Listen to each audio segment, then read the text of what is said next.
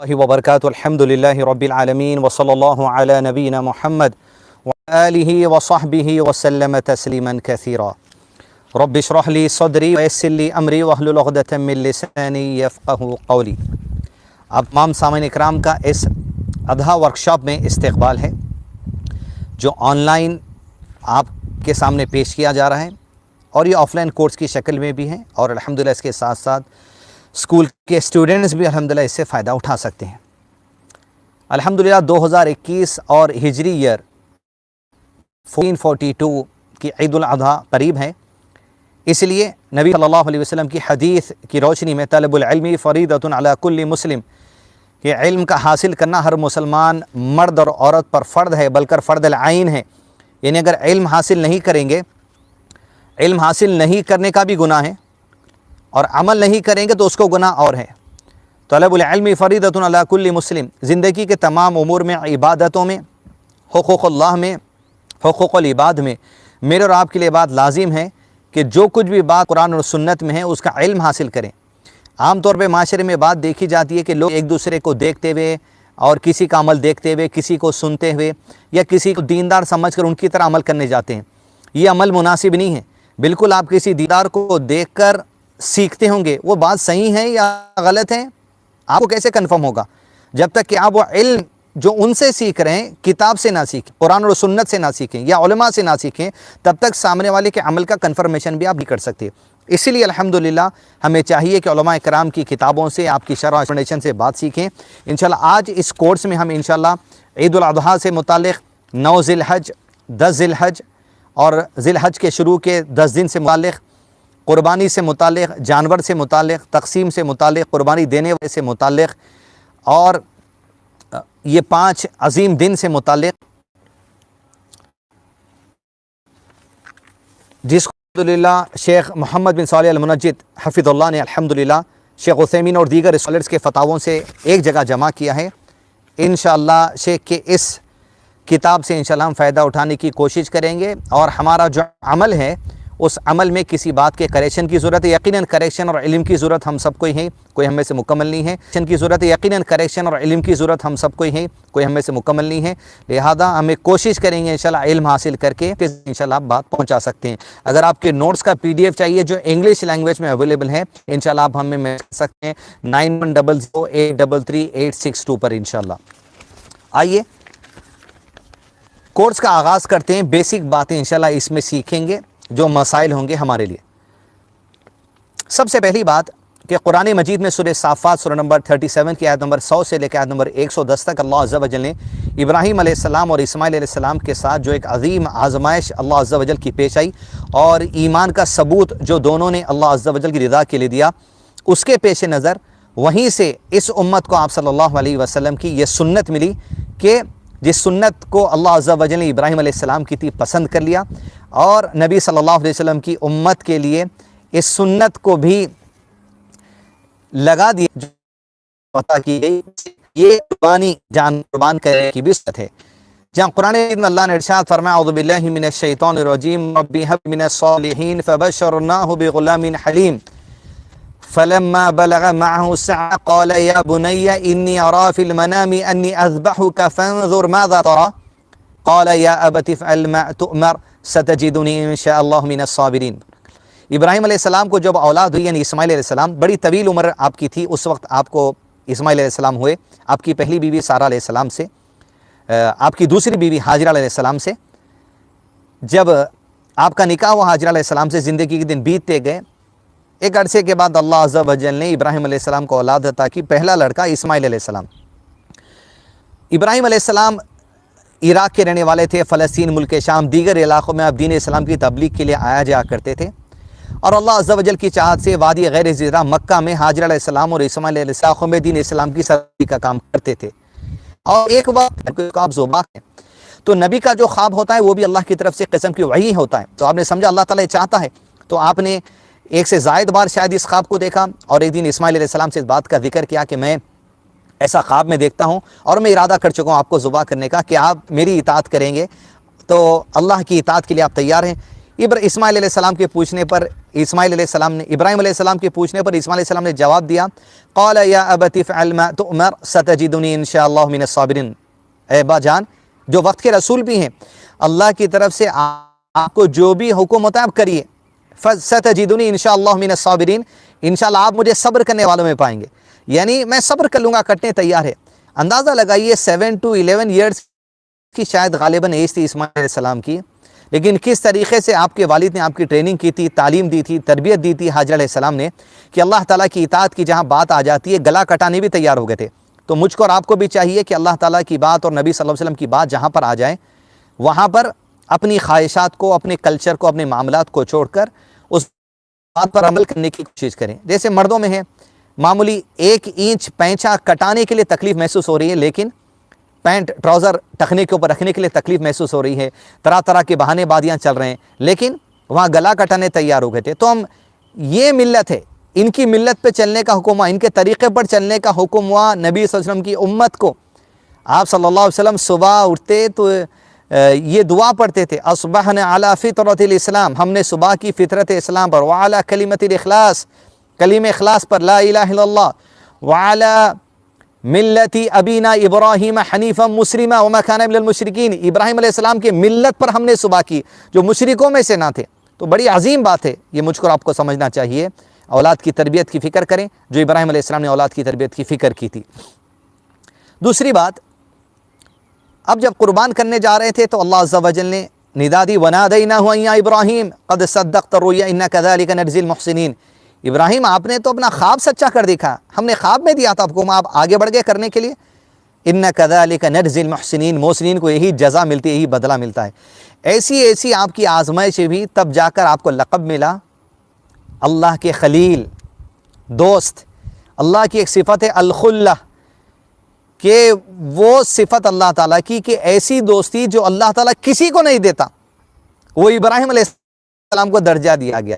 اور حدیث میں نبی صلی اللہ علیہ وسلم، ابراہیم علیہ السلام اللہ کے خلیل ہے اور میں بھی اللہ کا خلیل ہوں، اور وہ درجہ اللہ کے نبی محمد صلی اللہ علیہ وسلم حج کے مہینے میں ذی الحج کو اپنے ملک اور تاریخ کے حساب سے یہ قربانی کرنا، بعض نے علماء نے کہا فرض ہے، بعض نے کہا واجب ہے، یہ ڈسکس ہم بعد میں کریں گے، لیکن شیخ علامہ عثیمین رحمہ اللہ نے کہا ہے جو استطاعت رکھتا ہے قربانی کرنے کی، وہ ہرگز بھی قربانی والے عمل کو نیگلیکٹ نہ کریں، اللہ کی رضا حاصل کرنے کے لیے، اس عمل کرنے کے لیے خوشی سے آگے بڑھے۔ اضحیٰ اضحیہ سے ہے۔ اضحیہ کیا ہے؟ اضحیہ جو جانور عید کے موقع پر قربان کیا جاتا ہے، 10 ذی الحج سے لے کر وہاں جو قربانی کی تاریخ شروع ہوتی ہے 4 دن تک، اسے اضحیہ کہا جاتا ہے۔ اس میں کیمل بھی آتا ہے، بکرا بھی آتا ہے، مینڈا بھی آتا ہے، یا گائے بھی آتی ہے، یا بیل بھی آتی ہے، یہ سب کو جو عید کی قربانی کے لیے رکھا جاتا ہے اضحیہ کہا جاتا ہے۔ اسی سے عید الاضحیٰ ہے، وہ عید جس دن اضحیہ قربان کی جاتی ہے اللہ عز و جل کی راہ میں۔ اب عمر کیا ہوگی یہ تمام چیزیں آگے تفصیل میں پڑھیں گے، لیکن اضحیہ اس جانور کو کہا جاتا ہے جو عید کی قربانی کے لیے خاص ہے۔ عقیقہ کی قربانی الگ ہے، لیکن اضحیہ صرف عید کی قربانی کے لیے کہا جاتا ہے اس جانور کو۔ یہ کب کاٹنا چاہیے؟ یہ 4 دن تک عید کی نماز کے بعد، ضروری ہے کہ ایک ہی دن کیا جائے، اور ثواب میں کسی قسم کی کمی نہیں ہے۔ یوم النحر کوئی دوسرا عمل محبوب نہیں، تو خون بہانے کا دن یوم النحر 10 ذی الحج کا ہے۔ دوسرا پوائنٹ، اللہ سورہ کوثر میں آیت نمبر 2 میں بسم اللہ الرحمن الرحیم، اہم عادت ہے، اس کو نماز کے ساتھ ذکر کیا گیا ہے، فَصَلِّ لِرَبِّكَ وَانْحَرْ، انور کیا ذبح صرف اور صرف اللہ کی رضا کے لیے ہوتا ہے۔ آپ بسم اللہ اللہ اکبر کہتے ہیں، لیکن کسی قبر پر لے جا، وہ قبر والا خوش ہو جائے، وہاں منت کے لیے ہے، اس میں قربانی ہے، یہ توحید الوہیہ کا حصہ ہے۔ اگر کوئی قربانی اللہ کے سوا کسی اور کی خوشی کے لیے دیتا ہے، بھلے اللہ کے نام سے بسم اللہ اللہ اکبر کہہ کر کرتا ہے، تب بھی شرک ہے، کیونکہ منت دی بات یا قل یا ایھا الکافرون، ایسے کافروں قبر سے شرک ہے، شرک اکبر ہے۔ تو توحید الوہیہ میں عبادتیں صرف اللہ کے لیے ہوتی ہیں، خالص کسی اور کے لیے نہیں ہوتی۔ کہ اضحیہ یہ اللہ کے نبی طریقے میں سے ایک طریقہ اس امت کو عطا کیا گیا اللہ عز و جل کی طرف سے۔ اور ایک رول یہ ہے، جو لوگ زندہ ہیں اور قربانی کی طاقت رکھتے ہیں ان کے لیے عید کی نماز کے بعد قربانی دینے کو ہرگز بھی نیگلیکٹ نہیں کرنا چاہیے. یہی علامہ شیخ عثیمین اور دیگر کبار علماء کرام کی جو سو اوپینین ہے. بعض نے کہا فرض ہے، بعض نے کہا واجب ہے، لیکن نیگلیکٹ نہیں کرنا، یہ بات کو علامہ شیخ عثیمین نے وعدے کر دیا کہ فرض ہے یا مستحب ہے، یہ الگ بات ہے، لیکن استطاعت رکھتے ہوئے نیگلیکٹ نہیں کرنا، یہ اسلام کا بیسک رول ہے. پوائنٹ نمبر 6 کہ بعض لوگوں کو آپ نے دیکھا ہوگا فرسٹ ویو جب کرونا وائرس کی آئی تھی، لوگوں نے کہا کہ بے قربانی کرنے کا آپشن نہیں ہے، تب ایسی صورت میں کیا پیسہ دے دیا جائے. تو اسکالرز نے کہا، اور اکثر علماء کی یہی رائے ہے، قربانی کی جو ویلیو ہوتی ہے، سمجھو اگر ایک جانور 10,000 میں ملتا ہے یا 15,000 میں ملتا ہے، آپ یہ سمجھ رہے ہیں اس ویلیو کو کسی سے دے دینا تو کام چل جائے گا کہ نہیں. کسی کو قربانی کے جانور کی ویلیو کے برابر پیسے دینے سے افضل عمل یہ ہے کہ قربانی کی جائے. اس لیے کہ نبی صلی اللہ علیہ وسلم نے اس دن قربانی کی، اور یہ عمل صحابہ سے اور اللہ کے نبی صلی اللہ علیہ وسلم سے ثابت نہیں ہے. تو جانور کی قربانی ہی عمل ہے. یوم النحر کے دن اللہ عز و جل کو قربانی پسند ہے، خون بہانا پسند ہے، اس کے طرف کے پیسے دینا یہ مسئلہ نہیں نکلنا چاہیے، قربانی پر عمل کرنا چاہیے. پوائنٹ نمبر 7 کون سے جانوروں کی قربانی ہوگی؟ اس میں ایک گوٹ کیٹیگری ہوتی ہے، شیپ، بکرا جسے عام طور پہ ہم کہتے ہیں. یہ 4 پیر والے جانور میں 2 کیٹیگری، ایک کیٹیگری شیپ ہے، ایک کیٹیگری گوٹ ہے. یعنی ہمارے یہاں کہتے ہیں بکرا بکری کیٹیگری، اور دوسرا مینڈا مینڈی کیٹیگری. یہ مینڈا مینڈی کیا ہے؟ جس کے اوپر گھنگرو بال ہوتے ہیں، یہ کیٹیگری بھی. دوسری کیٹیگری ہے بکرا بکری جس کے بال سیدھے ہوتے ہیں، یہ بھی جو سو قربانی کے لیے استعمال کیا جاتا ہے. ان کی عمر کیا ہوگی اگلے پوائنٹ میں پڑھیں گے. دوسرا گائے اور بیل، اور تیسرا اونٹ اور اونٹنی. عید کے موقع پر یہ 3 جانوروں میں جو 2 کیٹیگریز ہے، کل ملا کے 6 کیٹیگریز ہوتے ہیں، لیکن جانور کے جو ٹائپس ہے وہ 3 ہیں، ان کی قربانی جائز ہے. پوائنٹ نمبر 8 ایک کیمل میں 7 آدمی کی طرف سے نیت کی جا سکتی ہے. ویسے ہی ایک بیل میں 7 آدمی کی طرف سے نیت کی جا سکتی ہے. اب جس کنٹریز میں گائے قربان کرنا لیگل ہے، وہاں پر جو سو گائے کو بھی قربان کیا جا سکتا ہے، لیکن انڈیا میں ابھی گائے کی قربانی جو سو اس لیے یہاں پر گائے قربان نہ کریں، بیل کی قربانی جو سو آپ دیں، تاکہ کسی بھی قسم کے لیگل لیٹیگیشن میں آپ نہ پڑیں. اور اسلام کی طرف سے یہ بات گنجائش ہے کہ جب آپ کو 6 آپشنز دیے گئے ہیں، آپ کوئی بھی آپشن اپنا سکتے ہیں. تو فتنے سے بچنے کے لیے، شر سے بچنے کے لیے کام کیا جائے، جائز ہے. لیکن کسی ملک میں جائز ہے گائے کی قربانی دینا، وہاں پر آپ ضرور جو سو گائے کی قربانی جو سو دے سکتے ہیں. Point number 8 A camel or cow is enough for 7 people. 7 آدمی کے لیے کافی ہے گائے کی قربانی. ایک نیت بیل کی بھی اور اونٹنی کو بھی 7 آدمی کی نیت کی جا سکتی ہے. جہاں بکرا ہوگا وہاں ایک آدمی ہی اس میں نیت کی جائے گی. لیکن اس کے علاوہ نبی صلی اللہ علیہ وسلم سے ثابت ہے کہ ایک بکرے میں پورے گھر والوں کی نیت کرنا، یہ اپنے آپ میں الگ مسئلہ ہے. لیکن ایک آدمی ایک جانور کی نیت کر سکتا ہے، کرے گا.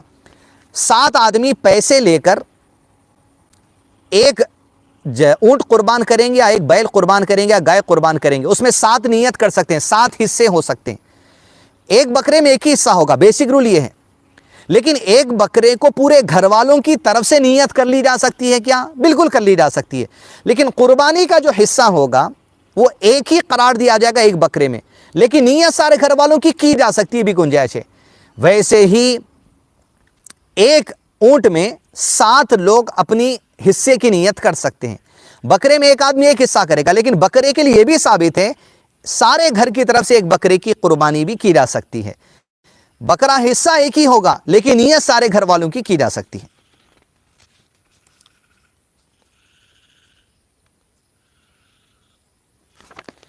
اگلا مسئلہ ہے پوائنٹ نمبر 10 اضحیہ قربانی دینا. یہ اسلام کے احکامات میں سے ایک حکم ہے، اسلام کی تعلیمات میں سے ایک تعلیم ہے.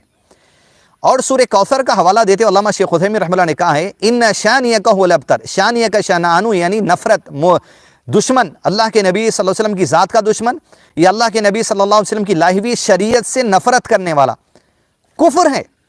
قربانی کے کسی عمل سے چڑنا، نفرت کرنا، لوگ یہ بولنا چھی چھی یہاں سے ہٹاؤ، یہ کیا گھروں میں خون ہے، گوبر ہے، ہائیجین الگ چیز ہے، لیکن قربانی کے عمل سے نفرت کرنا کفر ہے۔ علامہ شیخ عثیمین اور دیگر علماء کرام نے کہا ہے کہ ایسا آدمی جو قربانی سے نفرت کرتا ہے، چڑھتا ہے، اگر اسلامی حکومت ہو تو اس سے جنگ کی جائے گی، لڑا جائے گا، جیسے ابو بکر صدیق اور دیتا ہے، لیکن یہاں تو وہ مسئلہ نہیں ہے۔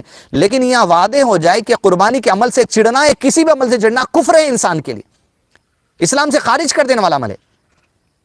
لہذا قربانی ہوگی، صاف صفائی کرنا چاہتے دوسری جگہ دیجیے، سلاٹر ہاؤس میں کریے، مینٹیننس کرنا چاہیے، اس لیے کہ صاف صفائی دین کا حصہ ہے، الطہور شطر الایمان، دین کا حصہ ہے پاک صفائی، صفائی کا خیال ضرور رکھنا چاہیے۔ آپ جانور کاٹ رہے ہیں، لے جا کے گوبر و گندگی کچرے کے باکس میں نہیں ڈالتے، روڈ پہ ڈالتے، جانے والے نان مسلمز کو تکلیف ہو رہی ہے، مسلمانوں کو تکلیف ہو رہی ہے، بیماری پھیلنے کے اندیشے، غلط عمل ہے بالکل بھی۔ قربانی اسلام نے کرنے کا طریقہ سکھایا تو اس کو ڈسپرس کرنے کا طریقہ بھی سکھایا ہے، کچرے کو کس طرح پھینکا جائے، لوگوں کو تکلیف نہ دی جائے۔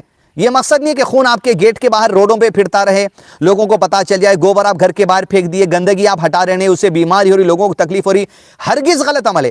اس پھینک دیے، گندگی آپ ہٹا رہے ہیں، اسے بیماری ہو رہی، لوگوں کو تکلیف ہو رہی، ہرگز غلط عمل ہے۔ اسلام نے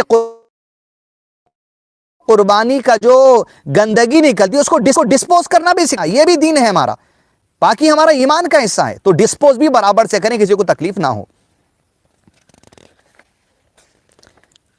اگلا مسئلہ ہے، کیا قربانی دینا واجب، اوبلیگیٹری ہے، فرض ہے، یا سننا مؤکدہ ہے، ایسی سننا جس کو اللہ کے نبی صلی اللہ علیہ وسلم اور صحابہ پابندی سے کرتے تھے۔ علامہ شیخ عثیمین رحمہ اللہ نے کہا کہ بعض اسکالرز نے کہا واجب ہے، دینا ہی دینا ہے، ان کے بھی دلائل ہیں اپنے پاس۔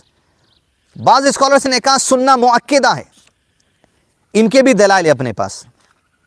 جیسے اللہ نے قرآن مجید میں کہا فَصَلِّ لِرَبِّكَ وَانْحَرْ، نماز قائم کرو، نماز کے ساتھ قربانی کو جوڑا، تو اس آیت کے بیس پر علماء نے کہا واجب ہے، دینا ہی دینا ہے۔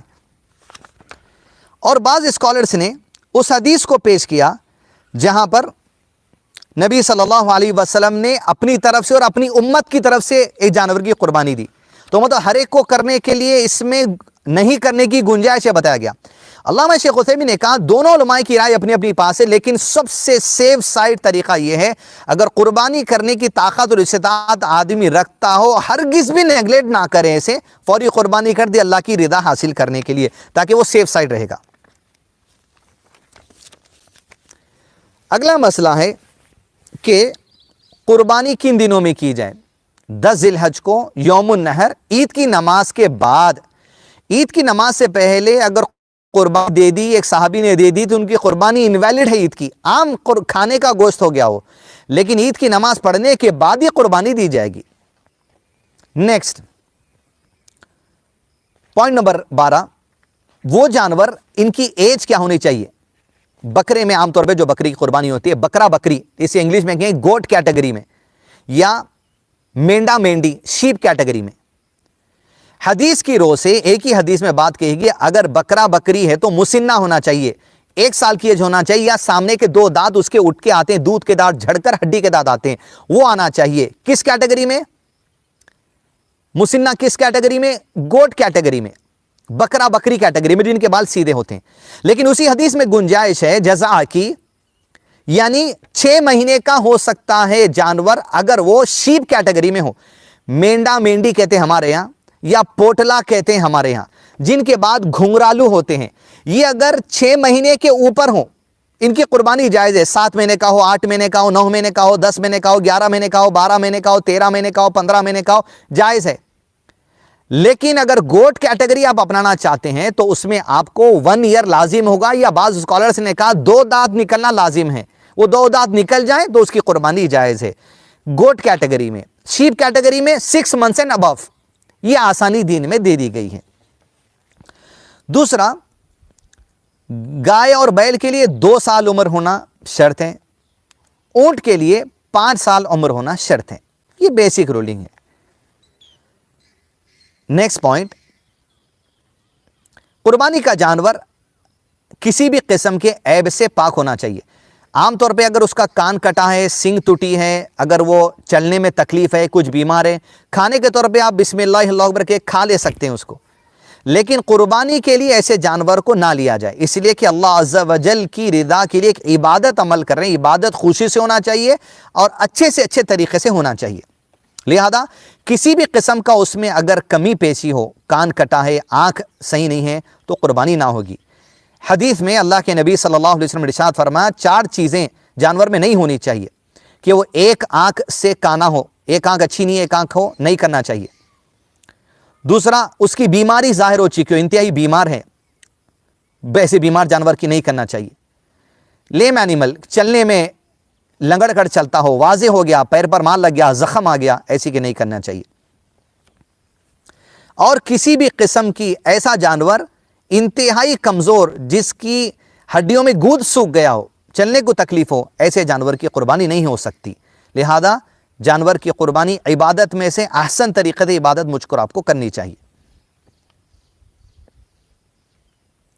اسی لیے کہ عبادت کے لیے شرط ہے کہ وہ اللہ کے نبی صلی اللہ علیہ وسلم کی سنت پر ہو، تو یہ چیزیں سنت میں بھی آ گئی۔ دوسرا، اخلاص، خالص اللہ کے لیے، اور جو عمل اخلاص خالص اللہ کے لیے ہوتا ہے وہ خوبصورت اور اچھے انداز میں کرنا چاہیے۔ اللہ جمیل یحب الجمال، اللہ خوبصورت اور خوبصورتی کو پسند فرماتا ہے، اضحیہ میں بھی خوبصورت جانور لینا چاہیے۔ دوسرا، آپ نے قربانی کا اگلا مسئلہ ہے، قربانی کا جانور آپ نے لیا، نیت کر لی اس کے لیے یہ قربان کریں گے، اس کو سیل کرنا منع ہے، پھر اس کا بیچنا منع ہے، یا اس کو کسی کو دے دینا یہ بھی جو سو منع ہے، دے دیا آپ کو رکھ لیجئے، ارادہ کر لیجئے جانور پر، نہ اسے بیچ سکتے نہ اسے آپ کسی کو دے سکتے، بلکہ کیا کرنا چاہیے، ایکسچینج کر سکتے آپ، کہ اس سے بہتر کچھ مل رہا تو اس میں کچھ خامی، اس سے بہتر کچھ لیے، ایکسچینج کی اجازت علماء نے دی، لیکن بیچنے اور کسی کو دینے سے منع کیا ہے جب قربانی کی نیت کسی جانور پر کر لی جائے۔ دوسری چیز، قربانی کرتے وقت میں اگر جانور کے پیٹ سے جو بچہ نکلے اسے بھی قربان کر دیا جائے گا۔ اب یہ سوچنا اتنے چھوٹے بچے کو جب قربان کرے گا آپ چھوڑ دیں گے تو مر جائے گا، جانور ہے ہی کھانے کے لیے، تو اللہ تعالیٰ نے جو اجازت دی ہے اس پر عمل کرنا چاہیے، دن میں کس اور اس کے پیٹ سے بچہ نکلے تب۔ اگلا پوائنٹ ہے کون سے وقت میں کرنا چاہیے، وہ آپ کو فرسٹ پوائنٹ میں بتا دیا گیا کہ عید کی نماز کے بعد سے شروع ہوگا۔ اب کب تک چلے گا، ایام تشریق، 10 ذی الحج، 11 ذی الحج، 9 ذی الحج، 13 ذی الحج، حج کے سارے دن ہیں، 12 ذی الحج کو بھی ظہر کی نماز کے بعد لوگ حج سے واپس جا سکتے ہیں مینا سے گھر، یا نبی صلی اللہ علیہ وسلم 13 ذی الحج کی ظہر کی نماز کے بعد مینا چھوڑ کر گھر کی طرف گئے تھے، تو یہ چاروں دن ایام تشریق ہے، کھانے پینے کے دن ہے، 10، 11، 12، 13، عام طور پہ تصور ہے 3 دن کی عید ہے، عید الفطر 1 دن کی ہے، 3 دن کی نہیں ہے، عید الاضحیٰ 4 دن کی ہے، 3 دن کی نہیں ہے، تو 13 ذی الحج کی عصر کی نماز تک آپ قربانی کر سکتے ہیں۔ اور کسی نے اگر عید کی نماز سے پہلے قربانی کر دی تو ان کے لیے لازم ہے کہ وہ دوبارہ قربانی دے۔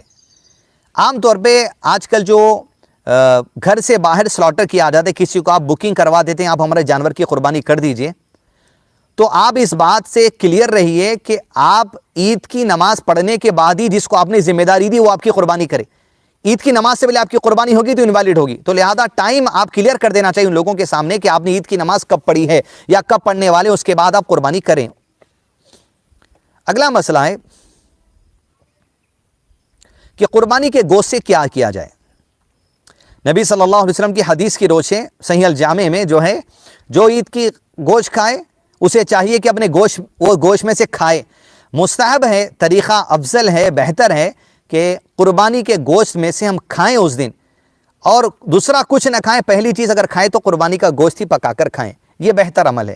لیکن اگر آپ پورا کا پورا دینا چاہ رہے ہیں دے سکتے، لیکن گنجائش ہے آپ کے گھر میں قربانی ہوئی یا قریب میں ہوئی گوشت آ سکتا ہے تو آپ اسی میں سے کھائیں، یہ بہتر عمل ہے۔ اگلا مسئلہ ہے جو آدمی قربانی دینا چاہتا ہے اس کے لیے بہتر ہے کہ وہ خود اپنے ہاتھ سے قربانی دے، اس لیے کہ نبی صلی اللہ علیہ وسلم نے قربانی دی ہے، وہ خود قربانی دے، اپنی طرف سے کسی دوسرے کو بھی اپوائنٹ کر سکتے ہیں آپ، لیکن جب طاقت ہے جا کر کرنے کی، ہاتھ میں تمام چیزیں، تو الحمدللہ ہمیں خود قربانی کرنی چاہیے، اس لیے کہ عبادت ہے، اور عبادت میں پیچھے نہیں ہٹنا چاہیے، آگے بڑھ کر کرنا چاہیے۔ اس کے علاوہ کیا قربانی کے گوشت کے 3 حصے کیے جائیں؟ یہ لازم نہیں ہے، بلکہ علماء کرام نے کہا، ابن مسعود اور ابن عمر رضی اللہ عنہ کی رائے ہے یہ کہ اپنے گوشت کے 3 حصے کرو اور خود بھی کھاؤ، تحفے میں بھی دو اور صدقے میں بھی دو، لیکن لازم نہیں ہے پورا کا پورا بھی آپ دے سکتے ہیں کسی کو، پورا کا پورا بھی آپ کسی مدرسے کو یا کسی غریب کے گھر پہنچا سکتے ہیں، یا پورا کا پورا رکھ بھی سکتے ہیں آپ۔ 3 آپشنز اس کے اندر ہے، یہاں صحابہ کی رائے ہے، لازم نہیں ہے وہ چیز۔ دوسرا مسئلہ، قربانی کرنے کے بعد جو اس کے پیر یا سکن یا اور کوئی چیز ہوتی ہے جو آپ استعمال نہیں کرتے، کیا ایسی چیزوں کو بیچا جائے گا؟ اسکالرز نے وعدے کہہ دیا ہے کہ ہرگز بھی کوئی بھی جانور کی چیز نہیں بیچی جا سکتی، اس سے بیچ کے فائدہ نہیں اٹھایا جا سکتا، بلکہ وہ اللہ کی راہ میں دے دینا چاہیے۔ ہاں، اگر آپ نے سکن کسی کو دے دی ہے، اس سے پیسے آئیں، وہ پیسے آپ ذاتی طور پہ استعمال نہ کریں، اس لیے کہ عبادت ہے اللہ کی راہ میں، اسے آپ صدقہ خیرات کر دیں۔ صرف کیا استعمال کر سکتے ہیں آپ؟ گوشت، کھانے کی چیزوں کو استعمال کر سکتے ہیں، کھانے کے علاوہ جو چیز کھانے کی نہیں اس سے آپ فائدے نہ اٹھائیں، بلکہ وہ اللہ کی راہ میں آپ صدقہ اور خیرات کر دینا چاہیے۔ ہاں، اس کا گوشت بھی آپ بیچ نہیں سکتے، ایسا نہیں کہ گوشت کٹا ہے آدھا گوشت بیچ دیں گے آدھا گوشت کھا لیں گے، ایسا بھی نہیں ہو سکتا، یا تو کھا لو یا تو دے دو، بیچ کے پیسے کمانے کی دھن نہیں ہونا چاہیے اس سے۔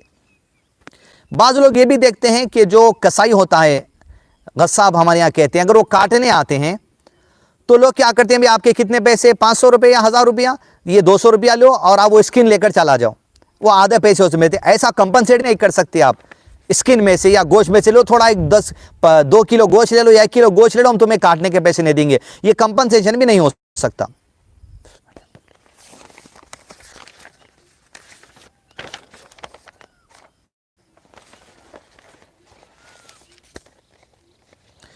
دوسرا مسئلہ ہے کہ قربانی دینے والے کے لیے حدیث کی روح سے یہ بات واضح تعلیم دی گئی ہے کہ جو قربانی کا ارادہ کر لے، حدیث ہے مسلم شریف کی کہ جو قربانی کا ارادہ کر لے وہ ذی الحج کا چاند دیکھنے سے پہلے اپنے ناخن یا بال کاٹ لے۔ ذی الحج کا چاند دیکھ گیا اور آدمی کی قربانی کی ارادہ ہے، نیت ہے، وہ اپنے بال اور ناخن ہاتھ پیر کے نہ کاٹے، ہرگز نہ کاٹے، اس لیے کہ یہ بھی عبادت میں شمار کیا ہے اسلام کی تعلیم سے نبی صلی اللہ علیہ وسلم نے، کہ یہ بھی عبادت ہے، کہ یہ عمرہ اور حج کرنے والوں کو جیسی رولنگ ہے وہی رولنگ اس کے لیے بھی اپلائی کی گئی، تو یہ بھی عبادت میں شمار ہوتا ہے۔ لیکن جو آدمی قربانی استطاعت نہیں رکھتا، نیت نہیں قربانی دینے کی، وہ بال اور ناخن کاٹتا ہے، اس لیے حرج کی بات نہیں ہے۔ لیکن قربانی کی نیت کر لی، آدمی بال اور ناخن نہیں کاٹتا، پھر اپنی ضد سے ڈیلیبریٹلی وہ ناخن اور بال کاٹا ہے، تو ایسے کے عمل کو علماء کرام نے کہا ہے کہ وہ اللہ عز و جل سے توبہ استغفار کرے، اس کے لیے کفارہ نہیں ہے، اس کے لیے کوئی فدیہ نہیں ہے کہ اتنا کھانا کھلا دو، اتنا یہ کر دو، فدیہ کفارہ نہیں ہے اس کے لیے، لیکن خالص توبہ کرنا ضروری ہے، اس لیے کہ کھلی نافرمانی ہے اللہ کے نبی صلی اللہ علیہ وسلم کی اور اللہ عز و جل کی، کیونکہ جو طریقہ دیا گیا اس طریقے سے ہٹ کے کام کرنے کی کوشش کی گئی ہے۔ لیکن جو قربانی نہیں دینے والے ہیں ان کے لیے لازم نہیں ہے کہ وہ بال اور جو سو ناخن وہ کریں، تو یہ بھی عبادت میں شمار ہوتا ہے جو اسکالرز نے یہاں پر کہا ہے۔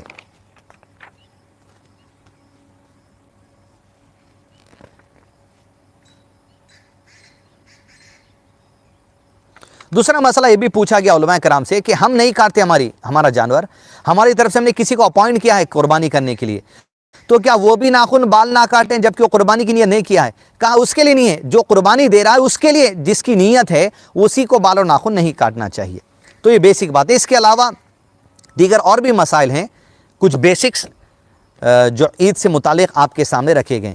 اب عید کی نماز کا جو طریقہ ہے وہ دیکھیں گے، اگر آپ گھر میں پڑھتے ہیں لاک ڈاؤن کی وجہ سے، یا مسجد جا کر بھی پڑھ رہے ہیں، یا خواتین گھر میں پڑھ رہی ہیں، تو 12 تکبیر زائد کے ساتھ عید کی نماز ہوگی۔ عید کی نماز 2 رکعت ہے، پہلی تکبیر اللہ اکبر، بسم اللہ پڑھ کر، بسم اللہ الرحمن الرحیم پڑھ کر ثنا پڑھ لیں آپ، یا تکبیر بھی پڑھ سکتے ہیں ثنا کے بدلے، اللہ اکبر کبیرہ والحمد للہ کثیرہ وسبحان اللہ بکرۃ وصیلہ۔ یہ پہلی تکبیر کے بعد جسے تکبیر تحریمہ کہیں گے، یہاں سے 7 تکبیر کرنا ہے، اللہ اکبر 1، اللہ اکبر 2، اللہ اکبر 3، اللہ اکبر 4، اللہ اکبر 5، اللہ اکبر 6، اللہ اکبر 7۔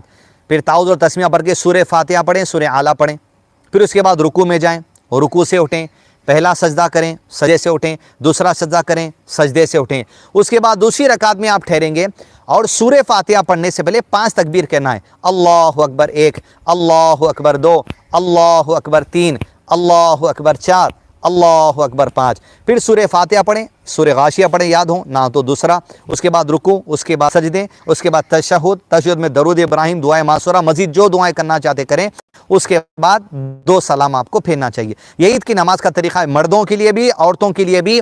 اگر آپ گھر میں بھی جماعت بنا کر پڑھنا چاہتے ہیں اسی طریقے سے، لاک ڈاؤن کی سچویشن کی وجہ سے آپ مسجد جا کر پڑھتے ہیں، یہی طریقے سے نماز پڑھنا چاہیے، یہی سنت ہے آپ صلی اللہ علیہ وسلم کی۔ یہ بیسک باتیں تھیں جو الحمدللہ بتائے گی۔ اس کے علاوہ قرآن مجید میں اللہ عز و جل نے ذی الحج کے جو 10 دن ہیں، یہ 10 دن کی قسم اللہ تعالیٰ نے کھائی ہے۔ 10 ذی الحجہ، پہلی ذی الحج سے لے کے 10 ذی الحج تک یہ مبارک دنوں میں سے ہیں۔ اب ان میں جو بھی عمل کیا جائے گا اللہ کو محبوب ہے، حتیٰ کہ رمضان کے آخری عشرے کے 10 دن یعنی ڈے ٹائم، 10 دنوں سے زیادہ افضل دن یہ ذی الحج کے 10 دن ہیں مارننگ کا ٹائم۔ لیکن رمضان کی آخری جو راتیں ہیں 10، اس میں لیلۃ القدر ہے، اس سے افضل یہ دن نہیں ہو سکتا، لیکن رمضان کے آخری 10 دنوں سے ڈے ٹائم سے زیادہ افضل دن یہ ہے 10 دن، اور یہ حرمت والا مہینہ ہے۔ ان دنوں میں جو بھی عبادت کی جائے اجر و ثواب کثرت سے ہے، حتیٰ کہ اسکالرز نے کہا ان دنوں میں کوئی برائی کی جائے تو اس کا گناہ بھی زیادہ ہے، تو گناہوں سے اجتناب کرنا چاہیے، عبادت میں وقت لگانا چاہیے، روزے کے ذریعے، صدقہ خیرات کے ذریعے، نوافل صلاح کے ذریعے، اس لیے کہ دن کے وقت کی اہمیت ہے۔ صلاۃ الضحیٰ آپ پڑھیں 2 رکعت کر کے، 8 رکعت صلاۃ الضحیٰ میں اور آپ پڑھنے کی کوشش کریں۔ جو فجر کی نماز کا وقت ختم ہونے کے بعد سورج جب نکل جاتا ہے، سورج نکلنے سے لے کے ظہر کی نماز کا وقت شروع ہونے سے پہلے تک یہ وقت ہوتا ہے، 2 رکعت کر کے ہم 8 رکعت پڑھ سکتے ہیں۔ اذکار زیادہ سے زیادہ پڑھیں، نوافل پڑھیں، وضو کی حالت میں رہیں، قرآن کی تلاوت کرنے کی کوشش کریں، اور زبان پہ ذکر جو صبح کے اذکار ہیں اللہ کے نبی صلی اللہ علیہ وسلم کی کثرت سے پڑھتے رہیں۔ روزہ رکھ سکتے ہیں آپ تو روزہ رکھنے کی بھی انشاءاللہ مجھ کو اور آپ کو ہمیں کوشش کرنی چاہیے۔ اب ان 10 دنوں میں ساری عبادت، اب 10 ذی الحج میں 9 ذی الحج کا تو روزہ اس کی فضیلت ہے، یہ 9 ذی الحج کا روزہ آنے والے سال کے گناہ اور گزشتہ سال کے گناہوں کے لیے کفارہ بن جاتا ہے۔ اب یہاں بات یہ ہے کہ ایک مسئلے میں یہ جو 9 ذی الحج کا روزہ ہم رکھیں گے، یہ آپ کی کنٹری کے حساب سے رکھیں گے یا سعودی عرب کے حساب سے رکھیں گے؟ اب یہاں پر علامہ شیخ عثیمین نے یہ مسئلے کو بڑے ہی جو سو اچھے طریقے سے ہمارے سامنے واضح کر دیا کہ مسئلہ دیکھ رہا ہوں۔ علامہ شیخ عثیمین رحمہ اللہ نے کہا ہے کہ عرفہ کا دن جو 9 ذی الحج کا دن ہے، انہوں نے تمام لوگ جو اختلاف کر رہے ہیں کہ وہاں سعودی عرب کے چاند کے حساب سے رہنا چاہیے یا اپنے ملک کے چاند کے حساب سے رہنا چاہیے، علامہ شیخ عثیمین رحمہ اللہ علیہ نے کہا ہے کہ ذی الحج کی 9 ذی الحج جو یوم العرفہ ہے، عرفہ میں جمع ہونے کا دن ہے حاجیوں کی، عرفہ کے دن کا جو روزہ ہے، جس ملک والے جہاں کے چاند دیکھیں وہیں کے حساب سے عرفہ کا رکھے روزہ۔ شیخ نے مثال دیتے ہوئے کہا اگر بالفرض 9 ذی الحج عرفہ کے دن جو عرفہ میں حاجی جمع ہوتے ہیں، مثال کے طور پہ اگر ایسا ہو جائے کہ سعودی عرب میں چاند دکھنے سے پہلے کسی دوسرے ملک میں چاند دکھ گیا ذی الحجہ کا پہلے، جیسے 1 سال ہوا تھا بیچ میں افریقن کنٹریز میں پہلے دکھا تھا چاند اور سعودی عرب میں بعد میں دکھا تھا، تو کیا سعودی عرب میں جو حاجی ہوں گے وہ دوسرے ملک کے چاند کے حساب سے 9 ذی الحج کو عرفہ میں جمع ہو جائیں گے؟ نہیں ہوں گے ہرگز بھی۔ وہ انتظار کریں گے عرفہ کی تاریخ، سعودی عرب میں جہاں پر چاند دکھے گا اس دن ہم 9 تاریخ کو عرفہ میں جمع ہوں گے، بلکہ چاند ایک دن پہلے دنیا میں دکھ چکا تھا لیکن اسکالر سے ایکسیپٹ نہیں کیے تھے، تو لہذا کہا جب سعودی عرب ایکسیپٹ نہیں کر سکتا آپ کے چاند کو عرفہ میں جمع ہونے کے لیے، ویسے ہی آپ سعودی عرب کے چاند کو روزہ رکھنے کے لیے ایکسیپٹ نہ کریں۔ اب کیا یہ مسئلہ واضح ہے، لیکن کیا یہ بات ہی تھی کہ کامن چاند کی تاریخ سے ساری دنیا میں عید اور روزہ رکھا جا سکتا ہے؟ اگر سارے دنیا کے علماء اجماع کر لیں کہ ہم جیوگرافیکلی اس چاند کو ایکسیپٹ کر لیں گے تو ممکن ہے وہ، لیکن جب تک کہ اسکالرز کہیں گے نہیں جیوگرافیکلی ہم اس چاند کے ویزیبلٹی کو ایکسیپٹ کرتے ہیں، یہ اسکالرز اس پر عمل کریں گے، اور جو اس طرف میں جیوگرافیکلی اس چاند کو ایکسیپٹ کرتے ہیں وہ اس طرف کریں گے۔ اب جیسے دنیا میں کئی علاقے ہیں جہاں پر 6 مہینے تک سورج نہیں ڈوبتا، 6 مہینے تک دن ہی دن رہتا ہے، 6 مہینے تک رات ہی رات رہتی ہے، ایسے لوگوں کے لیے اجتہاد ہے اور اسکالرس کا کہ آپ اس ملک کے چاند کو فالو کر لیں جو آپ سے قریب ہیں جیوگرافیکل اعتبار سے، وہ الگ مسئلہ ہے، لیکن دوسرے لوگوں نے جہاں چاند ظاہر ہوتا ہے اسکالرس کا اجماع ہے انہی کو فالو کریں۔ کئی لوگ ہوتے ہیں پورے ملک میں ایک دن عید ہو رہی لیکن 100 150 200 500 1000 آدمی ہیں جو سعودی عرب کے چاند کے حساب سے کر لیتے ہیں۔ یہ امت میں اختلاف پیدا کرنا ہے، اجماع سے اختلاف پیدا کرنا ہے، تو لہذا امت میں درار اور امت میں فتنہ پیدا کرنے والا یہ عمل ہے۔ جب سب کا اجماع ہو جائے اس میں آپ شامل ہو جائیے۔ آپ 10 میں سے ایک نکل رہے ہیں، آپ کے گھر میں آپ کے والد صاحب نیکسٹ ڈے عید کرنے والے ہیں اور بیٹا ایک دن پہلے عید کر لے رہا، عرفہ کے دن کا روزہ لوگ رہ رہے ہیں وہاں پر اور بیٹا ہے عید کے دن جو سو کھانا کھا رہا، تعجب کی بات ہے۔ لہذا اختلاف نہیں ہونا چاہیے۔ علامہ شیخ عثیمین کی جو رائے ہیں وہ الحمدللہ اسکالرز نے جو پیش کی ہے وہ رائے ہمارے لیے جو سو بہت بہتر عمل کو پیش کرتی ہے۔ تو یہاں پر یوم العرفہ، عرفہ کے دن کا جو روزہ ہے اس کی بڑی فضیلت ہے۔